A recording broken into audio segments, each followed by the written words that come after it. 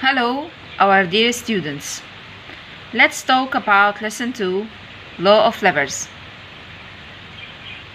Before talking about law of levers, let's remember the structure of the lever. Lever is a rigid bar that rotates around fixed point is called fulcrum and affected by two forces: resistance force and effort force. Actually, the reason about law of levers is how to choose the best lever that saves our effort. So we need a lever that saves our effort, and it depends on law of levers. Law of levers depends on four factors. The first factor is effort force, the second is resistance force, the third is the distance between fulcrum and effort force. The distance between fulcrum and effort force is called effort force arm. The fourth factor is the distance between fulcrum and resistance force, and it's called resistance arm. We call it arm because it is a distance. So the distance between effort force and fulcrum is called effort force arm, and the distance between resistance force and fulcrum is called resistance arm. So here we have four factors: forces and arms.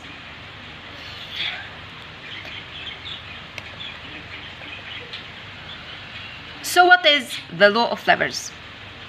Law of levers is effort force times its arm equal resistance force times its arm. So effort force times its arm equal resistance force times its arm. Or by simple, F times F arm equal R times R arm. This is the law of levers. And we know that effort force and resistance force are measured in Newton. Why? Because they are forces. But the arms are distances, so they are measured in centimeter or meter. Actually, the values of effort force and resistance force in the lever depends on the force arm and resistance arm. So to calculate effort force, we should need effort arm, resistance force, and its arm. Let's see how law of levers affects the kind of lever. How? By know how the lever save effort or doesn't save effort. Let's start with first class levers. In first class levers, the lever has fulcrum in the middle between effort force and resistance force.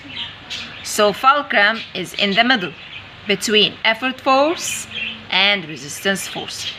In this case, first class levers have three cases. If the fulcrum is in the middle and effort arm is equal the resistance arm, so F, it means effort force is equal resistance force. So in this case, the lever doesn't save effort. Why? Because if I am 50 kilos and I want to lift a rock and this rock is 50 kilos. Can I move it? Of course not. I move it if my weight is more than the rock's weight, or if my effort force is more than resistance force. But if they are equal, the lever will not move. So in this case, if arm equal arm, so if equal R, so this lever doesn't save effort. In the first class levers, second case, if fulcrum is here and F arm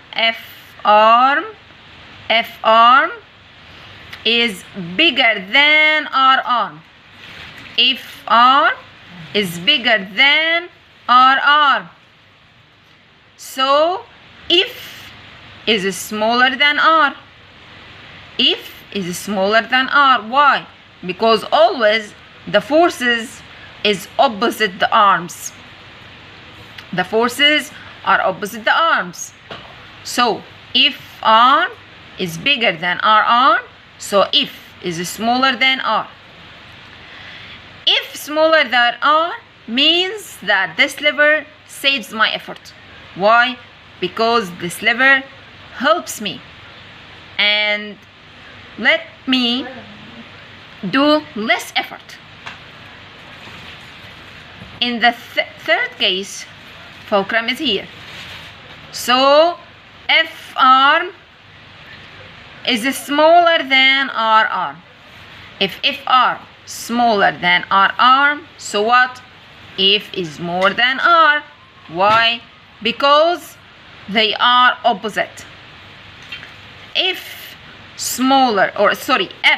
bigger than R, so this lever doesn't save effort. So like we said, in first class levers there are three cases. In this case, F equal R, so lever doesn't save effort. In this case, F smaller than R, so it saves effort. In this case, F is more than R, so it doesn't save effort. And it depends on the distances or the arms or the effort force arm and the resistance arm. In second class lever, always are in the middle, and fulcrum is here, effort force is here. So always if arm is more than R arm, so if is smaller than R. So if F smaller than R, I will do less effort. So this lever saves effort. So second class lever always saves effort. In the third class lever, we said that F in the middle, R here, fulcrum here. So F arm is smaller than R arm. F arm smaller than R arm. So F is bigger than R. F is bigger than R. If F is bigger than R, so I will do more effort. So I don't need this kind of lever. So always third class levers don't save effort.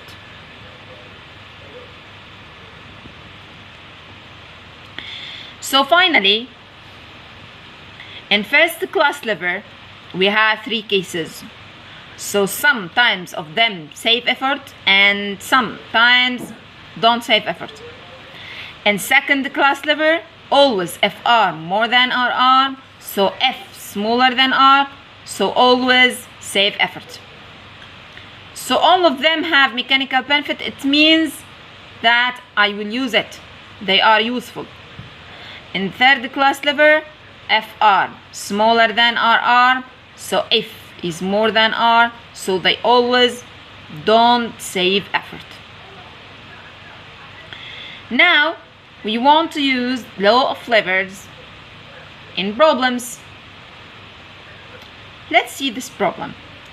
The length of the force arm of a first class lever is 5 cm and the length of the resistance arm is 15 cm.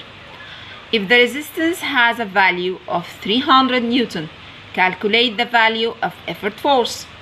So I want to calculate the value of effort force. So if I don't know it, if arm equal 5 cm, R equal 300 Newton, R arm equal 15 cm. How can I calculate this problem? By using law of levers. What's the law of levers? Effort force times its arm equal resistance force times its arm. By simple, F times F arm equal R times R arm. So if, because I don't know it, 5 equal R equal 300, R arm equal 15. So F equal 300 times 15 divided 5. So F equal what? F equal 900 Newton. So finally, law of levers is very important to know the kind of lever that I will use. If the lever saves effort, so it's very good. But if it doesn't save effort, I will not use it. Law of levers is effort force times its arm equal resistance force times its arm. I hope you understand. Thank you.